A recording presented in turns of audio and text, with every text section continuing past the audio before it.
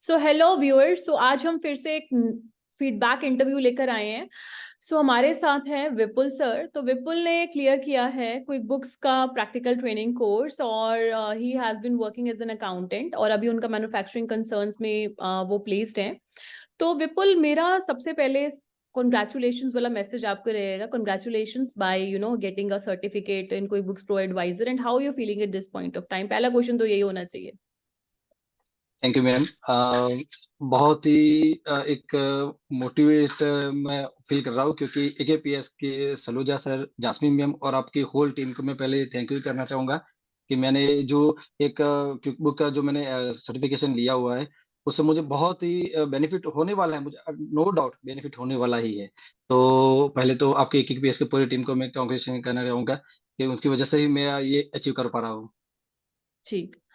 So viewers, मैं आपको ये अपडेट कर देती हूँ कि आप अगर किसी ऑर्गेनाइजेशन में जॉब कर रहे हैं और आपका जो डेजिग्नेशन है, आप अपने आप को वहाँ फील करते हैं कि प्रमोशन नहीं हो रहा या फिर आप एक जो भी रेम्यूनरेशन एक्सपेक्ट करें वो आपको नहीं मिलता, तो आपको प्रैक्टिकल ओरिएंटेड ट्रेनिंग कोर्सेज भी लेने होंगे। जैसे अकाउंट्स के विद रिस्पेक्ट तो आप अकाउंटेंट की जॉब प्रोफाइल में है, बीट एनी सब कैटेगरी अकाउंटेंट की।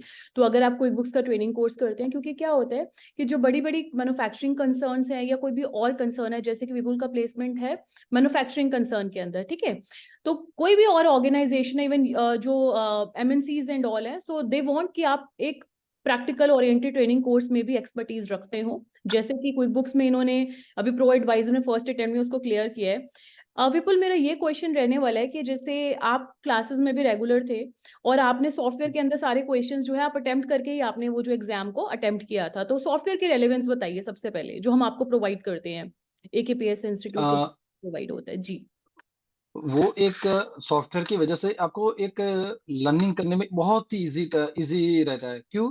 क्योंकि जब आप क्विकबुक का डैशबोर्ड जो देखेंगे तो आपको ऐसे पता नहीं चलेगा, मगर जब आपको थ्रू एकेपीएस की टीम के द्वारा एलएमएस पोर्टल जो आपको दिया जाता है उनको ध्यान में रखते हुए आप जब पढ़ाई करते हो तो एक इजी टर्न में आप ये वन टाइम ही आप समझ जाते हो कि क्या किस तरह से पढ़ना है, किस तरह से एग्जाम क्रैक करनी है। तो बहुत ही वो इजी मेथड रहता है, तो मुझे बहुत ही वो यूजफुल रहा। जी।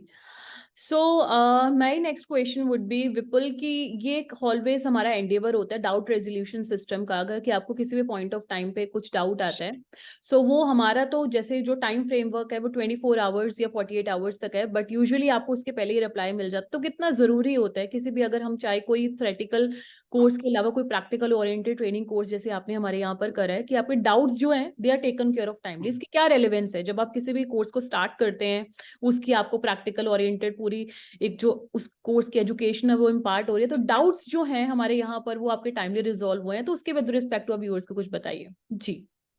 हाँ जी मैं तो जब भी आप ज्वाइन करते हैं तो आपको एक काउंसलर मिलता है जो आपके पूरे डाउट्स क्लियर करता है कि आपको किस तरह से ज्वाइन करना। पहले आपको कौन सा कोर्स लेना चाहिए, आपको बैकग्राउंड को वो सुनते हैं, आपको किस में इंटरेस्ट है, उसके बाद आपको कौन सा कोर्स परस्यू करना चाहिए, कितने टाइम में आपको क्लियर करता है, और एकेपीएस की टीम की कौन कौन सी फैसिलिटी आपको मिलती है जिसकी वजह से आप इजी और बहुत ही जल्दी आपको एग्जाम क्लियर कर सकते हो और एक प्रोफेशनल डिग्री आप हायर कर सकते हो।